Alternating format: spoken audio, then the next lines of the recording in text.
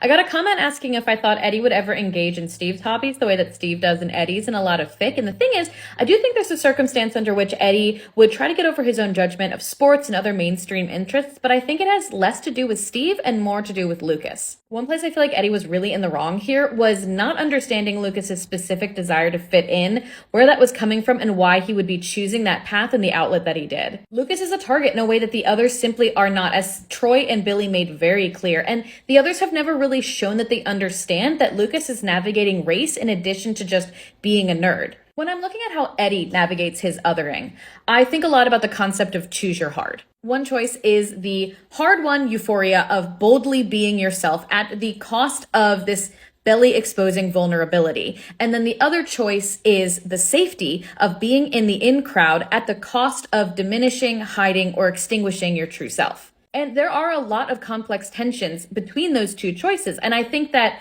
Robin, Steve, and Will offer some really interesting explorations along that spectrum. But ultimately, there's also a need to recognize the power and privilege that comes from having a choice there at all, which is something that Lucas does not have. For all that there are so many ways that the world chooses to target the others for their interests, their personalities, their desires, in ways that they may genuinely feel like they couldn't hide or deflect attention from, ultimately Lucas is dealing with all of those things and more because of race. And it really frustrates me because I think this season had the perfect pieces to engage with those dynamics, and they just kind of didn't. Specifically, I really wish we had explicitly gotten a story that focused on the dynamics of power and identity at play between Eddie, Jason, and Lucas, with Steve as kind of a secondary foil to all of them. You know, you have Jason, the golden boy with grace and social capital to hand out generously, and the flip side of that, his insidious leveraging of the in and out crowd, the manipulation of the moral majority, who is literally allowed to exist, the true cult leader. Steve's evolution from fitting in without ever even trying, rejecting it when he found something important, and still being extended invitations to come back whenever he wants to. Lucas grasping at the very rarely offered to him invitation to be part of the in-group, then just compassion anywhere for that desire for safety and normality. And Eddie moving against his choice and will from overall safe, on his terms outsider to genuinely endangered, targeted pariah,